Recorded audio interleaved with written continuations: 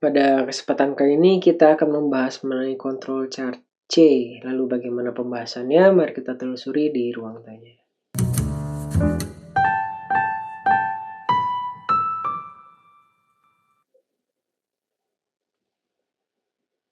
Assalamualaikum warahmatullahi wabarakatuh. Langsung kita membahas mengenai kontrol chart C. Kita munculkan seperti biasa upper control limit, center line, dan lower control limitnya. Dan ini adalah rumus dasar semua kontrol chart. Nah, tapi kita akan dekatkan pada kesempatan kali ini mu-nya itu menggunakan nilai C. Dan C ini mengikuti distribusi Poisson, dengan demikian sigma-nya itu sama dengan akar C. Nah, tapi C ini adalah parameter populasi, jadi kita nggak punya datanya, maka bisa kita dekatkan dengan parameter yang ada dari sampel, yaitu C bar. Nah, lalu apa sih C itu sendiri gitu ya? Kita akan bahas dari C barnya dulu, di mana C bar adalah rata-rata atau penjumlahan seluruh nilai C dibagi dengan jumlah sampelnya. Dan C topi itu adalah jumlah non-conformities pada sampel ke I. Ya. Nah, apa yang dimaksud dengan non-conformities? Kalau non-conforming kan cacat ya, tidak sesuai dengan yang kita inginkan, non-conform. Nah, kalau non-conformities itu ada S-nya, berarti dia bisa lebih dari satu. Maksudnya apa lebih dari satu? Satu produk itu bisa cacatnya lebih dari satu. Misalnya kaleng itu bisa cacatnya bocor bawahnya, bisa cacatnya tutupnya tidak tertutup rapat, bisa misalnya tergores, bisa sobek, bisa penyok. Nah, konformitis itu setiap cacat dihitung satu. Jadi satu produk itu cacatnya misalnya bisa 5, penyok dan sebagainya gitu ya. Cacatnya bisa 3, bisa 10, bisa 100, bisa 1, dan bisa juga 0 alias tidak cacat. Ya. Itu yang membedakan non-conformities dengan non-conforming.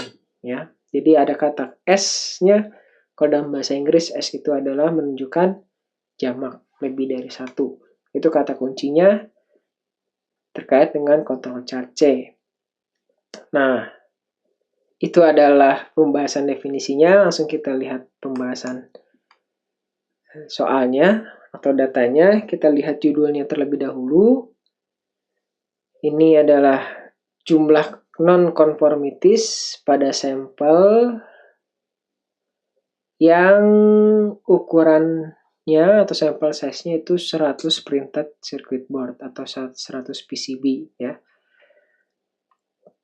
Ini adalah sampel 1-13 dan ini adalah sampel 14-26. Pada bagian ini menunjukkan sampel numbernya atau sampel keberapa. Kemudian pada bagian ini adalah jumlah non-conformities pada setiap sampelnya. Kita kecilkan, kita panggil jumlah apanya ya, kita panggil persamaannya. Nah, kemudian dari tabel ini kita harus hitung dulu jumlahnya berapa. Dijumlah semua non-conformitiesnya, baru nanti dibagi dengan 26 ya untuk mendapatkan rata-ratanya. Dan setelah dihitung center line-nya atau C bar-nya itu sama dengan 19,85. Dengan demikian UCL-nya adalah berikut. Ditambah 3 akar 19,85 itu sama dengan 33,22 dan LCL-nya adalah 19,85 dikurangi 3 akar 19,8,5. Itu sama dengan 648. Nah, kita akan plot jumlah konformitis pada setiap sampelnya. Seperti ini datanya. Dan yang menariknya adalah di sini ada yang out of control dan setelah dicek assignable cost-nya misalnya ada temperatur kontrolnya ini salah sehingga banyak yang cacat. Nah, pada bagian ini nih yang menarik ya. Jumlah konformitisnya atau jumlah cacatnya di bawah control line. Nah, kalau ada yang di bawah control line, bisa jadi inspection-nya error. Gitu ya. Jadi meskipun bagus jumlah cacatnya sedikit, kita harus curiga nih, kok kenapa tiba-tiba sedikit, padahal kan biasanya sekitar 20-an.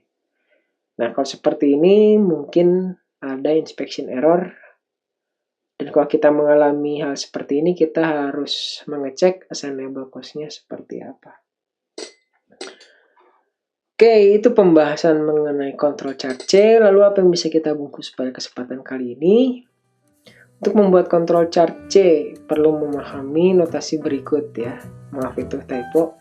N, M, C topi, C bar, dan C. Setelah notasi tersebut dipahami dan didapat nilainya, CL, UCL, dan LCL dapat dihitung dengan persamaan berikut. Terima kasih, mudah-mudahan bermanfaat. Wassalamualaikum warahmatullahi wabarakatuh.